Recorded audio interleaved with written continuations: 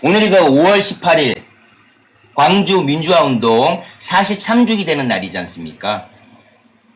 그죠, 여러분? 제가 아까 묵념으로 시작을 했는데 그것도 아마 방송에 안 나온 것 같아요. 일단 그건 차치하고요. 자, 5.18 민주화운동 43년 전에 그날을 먼저 하기 전에 그 전에 먼저 있었던, 그죠? 부마 함쟁에 대해서 잠깐 좀 언급을 해드리고 싶어요. 1979년도 10월 16일부터 10월 20일까지 일어났던 부산 마산 항쟁입니다. 여러분 여기 보시면 다른 거 생각하지 마시고요. 자, 참혹했습니다. 여기도. 그 당시에 여기서 부마 항쟁이 끝나고 6일 뒤에 박정희가 김재규의 총탄에 의해서 안가에서 총탄에 의해서 암살을 당하지 않습니까? 그 6일 전입니다. 부마 사태 자체가, 여기도 참상 자체가 시내로, 부산 마산 시내로 장갑차, 탱크, 군인들이 동원돼서 시민들을 무차별하게 진압을 했고 학살을 했습니다.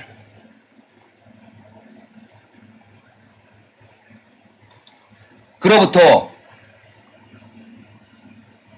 박정희가 암살되고 12.6 사건이 일어나고 사태가 일어나고 12.12 사태 신군부 군부라는 전두환이가 정권을 찬탈을 하죠. 그런 다음에 발생을 시켰던 부분이 여러분 잘 아시는 43년 전에 오늘 5.18 민주화 운동입니다. 참혹하죠? 너무나 참혹하죠? 이건 여러분들이 많이 보셨고 많이 들어서 너무 잘 아실 겁니다, 여러분. 제가 5.18 때 초등학교 2학년이었습니다, 여러분. 그래서 제가 이 영상들을 있잖아요. 이 왜곡된 영상들을 TV로 봤어요. 저는 그때 학교에 갔어도 선생님들이 지금 북한에서 김일성이가 특수부대 간첩들을 내보내서 저 광주에서 막 선동을 하고 데모를 하고 있다. 집에 가면은 TV에 이렇게 나왔습니다. 전 요 분들이 이 공복으로 맞고 하는 이분들 있잖아요. 이분들이 저는 진짜 간첩이고 북한의 그 군인들인 줄 알았어요. 이 5.18에 대한 정확한 이 진실된 이 진실이 밝혀지기까지는 이로부터 꽤 시간이 흘렀잖아요, 여러분. 그죠? 80년대 일어나서.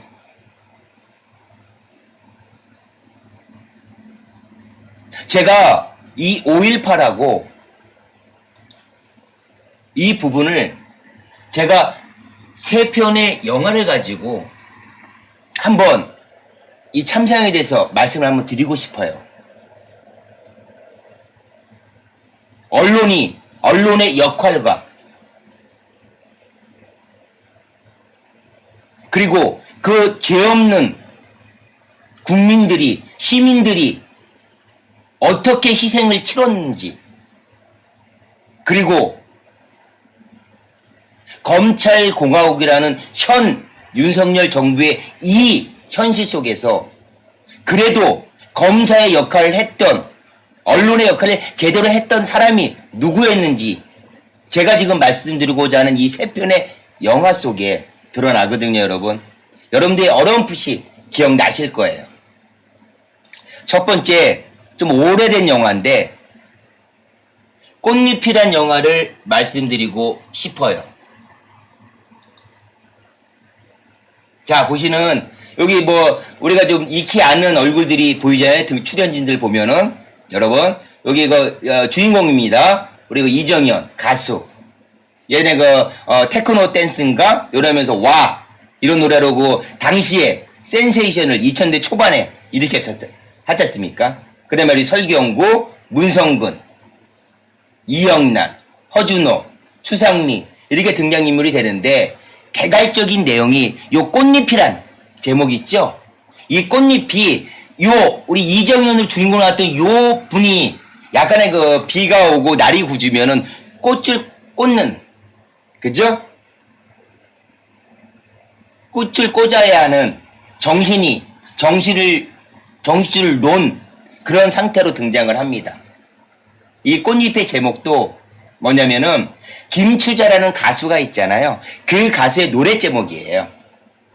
노래 제목인데 왜 이 꽃잎과 요 부분이 이게 광주하고 무슨 상관이 있냐? 상관이 있지요. 이 이정현 이 아가씨가 왜 정신줄을 놨냐?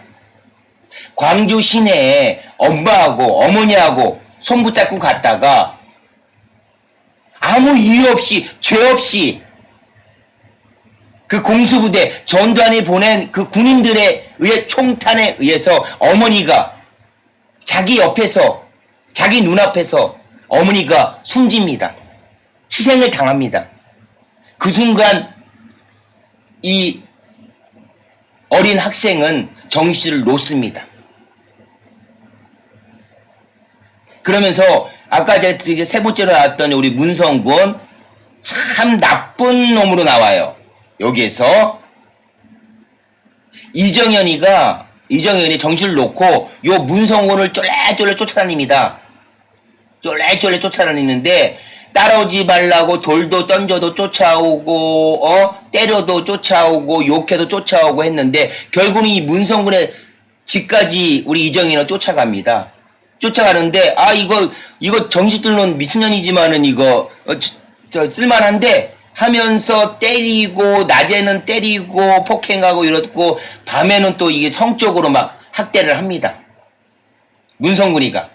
그리고 낮에는 또 하루 벌어 하루 사는 그 부분에서 일거리가 있으면은 문을 잠궈놓고 어디 도망갈까봐 잠궈놓고 일 갔다 오고 밤에는 또 폭행하고 학대하고 이렇게 시간이 이루어졌어요. 그런데 어느 날부터인가 이정현이 그렇게 문을 잠궈놓고 감시한 속에서도 어딘가를 막 갔다가 옵니다. 어느 날은 그래서 문성군이 한번 뒤를 밟아봤어요. 이정현을. 그랬더니 갔던 곳이 묘지예요. 어느 산소 앞에서 이 꽃잎이라는 노래, 김추자 노래 있죠? 이 꽃잎의 노래를 부르면서 자기 나름대로의 그 춤사위 있잖아요. 왜 저기 무당이 푸닥거리하는 그런 어떤 이상해. 그죠? 우리 춤사위. 좀 이렇게 기괴하고, 좀 이렇게 좀 뭡니까? 좀 이렇게 좀 어차피 미쳤다는 미친년이니까 문성이 생각하기로. 근데 그런 춤을 막 추면서 그 꽃잎의 노래를 부르는 겁니다. 알고 봤더니 그 무덤은 엄마 손잡고 광주시대를 가다가 자기 눈앞에서 죽었던 엄마, 군인의 총탄에 의해서 숨졌던 그 어머니의 무덤이었고요. 그 꽃잎은, 그 노래는, 그 춤사위는 남들이 봤을 때 미친년이 비도 안 오는데 막 꼬꼬꼬 난리다 이런 게 아니라 이 이정현의, 그죠? 나름대로의 그 어머니의 넋을 이루하고자 한 춤사위였고 장송곡이었던 것이었습니다. 그러면서 한편에 또 등장했던 그 부분이 민주화를 외치면서 그 광주 시내에서 27일 아시지만 여러분 공수부대가 광주 전역을 다 막아서 나가지도 들어오지도 못하게 해놓고 도청에 마지막은 전남 도청에 사수를 하잖아요. 그런데 새벽 4시에 공수부대원들이 가서 진압이 되면서 5.18이 27일날 끝나지 않습니까? 거기에 외떴던 시민군으로 있었던 친구가 군인들의 총탄에 죽습니다. 그런데 그 친구의 가장 친했던 그 친구의 여동생이 사라져요. 그 여동생을 막 찾고 있는 부분이에요. 결국에 그 여동생이 누구다? 이정현이었던 것이죠. 여기에서 보도는 언론들은 그 어떤 국내의 어떤 언론, 신문사, 지금에 오는 이 조중동 그 그때도 마찬가지였습니다. 진실된 보도를 광주에 대해서 하지 않았습니다, 여러분. 북한의 김일성이가 공작원들, 간첩들, 특수부녀들 돌려서 이 광주 시내 반란을 일으키고 있다. 이렇게 보도를 했습니다. 서슬프렇다고 그 전두환의 그 군부의 그 억압과 그런 부분에 제대로 된 보도를 안 했습니다. 그 어떤 누구도. 자, 이제 두 번째 영화가 이제 등장을 하죠. 월패에서. 자, 꼭 그렇게만 했냐? 보도를 그렇게 안 했냐? 그럼 광주에 대해서 어떻게 알았느냐? 알게 되죠. 그 누가? 국내 그 누가가 아니라 두 번째 영화 여러분 등장을 합니다.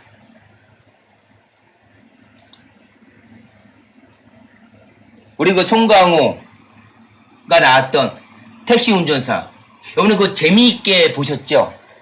저도 상당히 좀 재미있게 봤거든요. 여기에서는 저는 생명과 어떤 위협과 이런 부분을 무릅쓰고 광주의 이 참상을 진실을 알렸던 기자가 참 기자가 있었습니다. 근데 어떻게 하죠? 여러분들이 잘 알고 있는 우리 국내 언론사의 그 어떤 신문사의 기자도 아니고 그 어떤 방송사의 기자도 아닙니다. 맞아요, 여러분. 그 당시에 독일 출신의 기자, 그 기자가 당시에 일본 도쿄 특파원으로 있었습니다. 그래서 이 김사복, 우리 김사복을 찾고 하잖아요. 이 김사복의 차를 타고 광주에 그 참상을 찍어서 16mm 비디오 카메라에 찍어서 있잖아요. 실질적으로 일본으로 생명을 무릅쓰고 그 필름을 사수해서 가서 전 세계에 보도가 됩니다. 독일인에 의해서. 참 기자의 정신을 한번 제가 말씀드려보고 싶어요. 과연 이때 여러분, 기자 여러분, 이 당시에 신문사, 언론인들은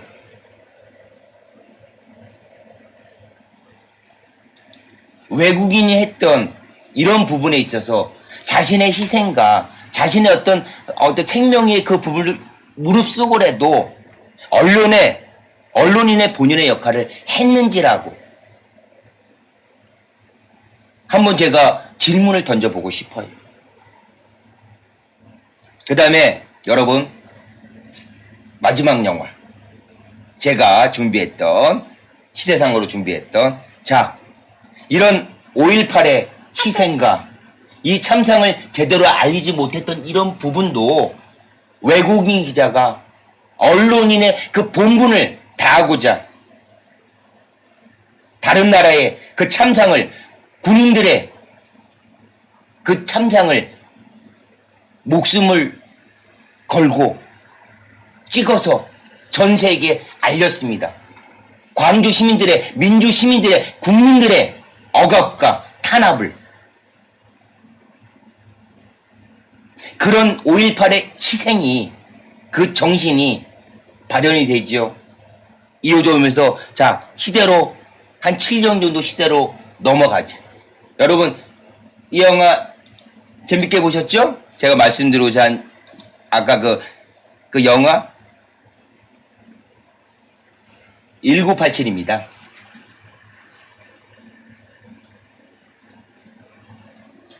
요거도 이제 등장인 보시면 여러분 우리 좋아하시잖아요. 우리 김태리부터 해서 쭉 나오는데 자 그 유명한 말 허무 맹랑 없는 말 책상을 턱 쳤더니 하고 숨졌다. 박종철 여사의 고문치사 사건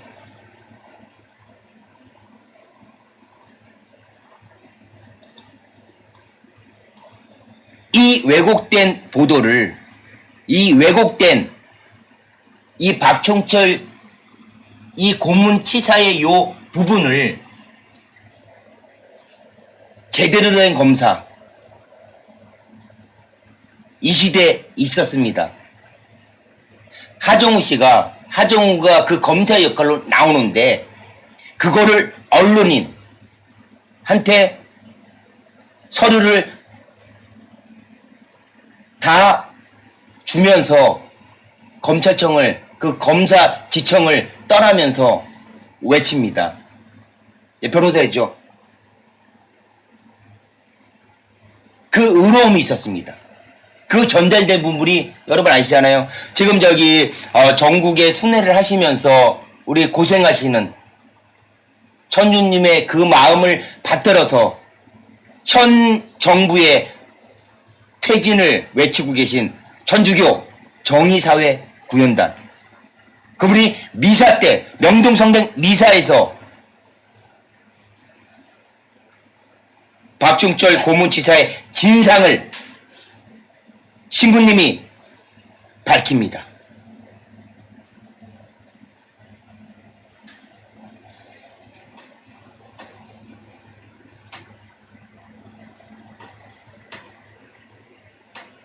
과거를 잊은 민족은 더 이상의 미래도 더 이상의 발전도 없다라는 말, 너무나 큰 명확한 확실한 그 명제를, 그 명언을, 금언을 아시잖아요.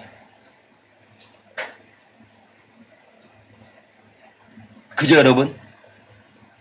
오늘 5.18 숙연하고 숭고한 우리 선배님들의 의사를 생각하시면서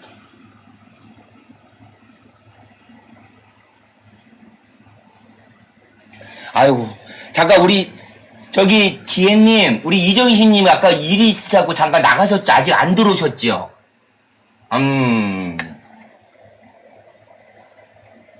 제가 분명히 요 구글 쪽 유튜브 쪽의 그 실수입니다. 방송 시간은 지금 정확하게 제가 아까 2시에 시작을 했는데 48분 5초 지금 흘러가고 있어요.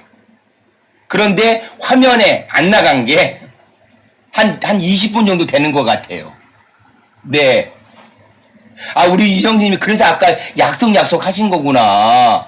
창국TV님, 약속은 그 사람의 인격입니다. 와, 졸지에 내가 이 구글의 이 기술적인 부분 때문에 창국TV가 우리 이정식님한테, 이 의리의 우리 이정식님한테 인격이 그냥 아주 바닥인 사람이 되는 것 같아요. 이거 오해가 된 것 같아요, 여러분. 응? 우리 지혜님 오해를 풀어주셔요. 네, 해주시고요. 아유, 우리 비바람님 연일 노고가 많으십니다. 우리 지혜님도 그렇고요. 제가 시간을 우리 지혜님 어저께 안 오시고 했는데 그래요. 낮에는 많이들 일이 있으니까 하시고 하지요. 뭐 나중에 녹화 방송, 재방송 보시면 되지요. 근데 어저께 제 어떤 마음은 되도록이면 웬만하면 이 실방에서 모든 게 이게 생방송이 좋잖아요. 어저께 재방송 보시면 아시겠지만 이제 날 것도 못 먹잖아. 이제 회도 못 먹잖아요. 그죠? 방사능 그 폐수 자체가 오염수가 그죠? 예정대로 일본에선 예정대로 빠르면 올 여름에 방류를 시작한다고 하고 그게 인체에 무해하니 아니니 이런 것들 있잖아요. 우리 방송만큼은 그 시간이 있지만은 웬만하면은 창국TV 저와 우리 사랑하는 구독자님, 우리 시청자님과 생방송 좀 만났으면 좋겠어요. 나중에 동접자가 적당히 안정기대에 올라왔을 때 그땐 여러분들의 의견을 충분히 수렴해서요. 지금 이제 월요일부터 금요일까지 2시부터 4시라고 말씀을 드렸잖아요. 우리 지혜님 약간 좀 실방으로 참여하기가 좀 뻑뻑하실 수가 있으세요. 그러면 제가 나중에 어느 정도 안정권 되고 하게 되면은 제가 우리 지혜님하고 열심히 일하신 우리 시청자 구독자분들을 위해서 2부 방송을 저녁 편안한 시간대에 편성할 수도 있지요. 그죠? 그런 부분이니까 지금은 이 현실에 맞춰서 이제 개국한 지 오늘의 그 이제 네 번째 방송이에요. 방송이니까 예, 그런 부분을 생각하셔가지고 한번 맞춰가자고요. 맞춰가면서 복귀해야 되잖아. 즐거워야 되잖아. 어? 그 많고 많은 방송들이 있고 또 이 방송 저 방송 다 가서 참가내고 보셔야 되는데 그죠? 한쪽에만 치우치면 안 되잖아요. 저는 근데 이렇게 생각해요, 여러분. 우리 지혜님, 우리 정식님, 그 다음에 우리 비바람님, 제타 돈스님, 말씀을 드리지만, 많은 우리 진보 유튜브, 민주 유튜브들이 하는 말씀도 마찬가지지만, 우리 민주 시민도, 진짜 제대로 된 참 민주 시민들이 하시는 말씀이 그거잖아요. 그래. 분노한다. 화난다. 근데 화난다만 떠들면 뭐 하느냐. 제 모토도 그랬잖아요. 미력한 외침이고 미력한 힘이지만은 한번 해결점을 그죠? 해결점을 한번 제시해보는 그 방송으로 한번 만들어 보겠다라고. 그 힘이 그 파워가 결국은 다른 분들 아니거든요. 우리 들어오신 우리 소중한 우리 구독자분들, 우리 시청자분들, 우리 실시간 방송에 들어오셔서 서로 의견을 개진하고 나눠가시는 우리 여러분들이 결국은 창국TV 시사동료 쇼의 힘이시거든요. 저는 근데 그 힘을 약하거나 미천하게 안 봅니다. 성경에 그런 말씀이 있잖아요, 여러분. 저는 종교의 관념은 다 존중합니다. 전 무교라고 말씀을 드렸어요. 시작은 미약하시라 그 끝은 창대하리라. 우리의 삶도 반드시 그러려고 저는 확신을 합니다. 우리 지혜님, 제타 존스님, 비바람님, 이정식님, 배민님, 포스엔진님, 그리고 많은 우리 구독자님들 종단에는 창대하게 삶을 살아가시고 창대하게 모든 부분을 마무리하실 수 있으리라는 확신이 있어요, 여러분. 있습니다. 우리 지혜님은 제가 뭐 자꾸 잔소리 같은데 죄송해요. 우리 이정심 지금 내가 이렇게 돌쳐서 이렇게 채팅창을 보니까 아까 약속 창국TV 약속은 인격입니다. 그것 때문에 하신 거나 알았어요. 꼭 오해를 풀어주셔야 됩니다. 예, 꼭 반드시 풀어주셔야 돼요, 제님. 네, 그런 부분이기 때문에 말에 좀 어떠세요? 오늘 뭐 입맛이 없고 뭐 하겠지만은 점심 식사들 맛있게 하셨는지 모르겠어요. 맛있게 해요. 응? 맛있게. 그래도 맛이 없더라도 맛있다. 그죠? 그래 오늘 그 43년의 우리 선배님들의 비둘기 그 선홍빛 피부보다도 붉은 그 정신과 그 숭고한 희생의 그 날이기 때문에 좀 숙연하게 과연 우리 선배님들이 그렇게 이루는 이 민주주의 이 나라를 후배된 우리들은 과연 어떻게 발전시켜 나가고 어떻게 지금 이루어 나가고 있는지 제 스스로가 한번 반성해 보는 계기가 되는 날 같아요, 여러분. 그 부분 같습니다. 여러분도 아마 같은 생각일 수도 있으세요. 네, 이정신님 일하시는 거 알죠? 예. 일하시고, 근데 아까 했던 그 오해 부분, 나중에 우리 지혜님이 꼭 풀어주셔요. 네. 나는 우리 이정신님, 우리 애청자 구독자분들이 오해하시는 거. 나 그게 싫어. 그러니까 있는 팩트 사실에서 그 부분은 괜찮은데 오해로 인해서 발생된 그 있잖아요. 그 판단하고 보여지는 행동은 그건 좀 싫어. 말이 싫어. 억울해. 네, 그런 부분이니까 네. 맞습니다. 그렇게 해서 진행을 하시면 되고요.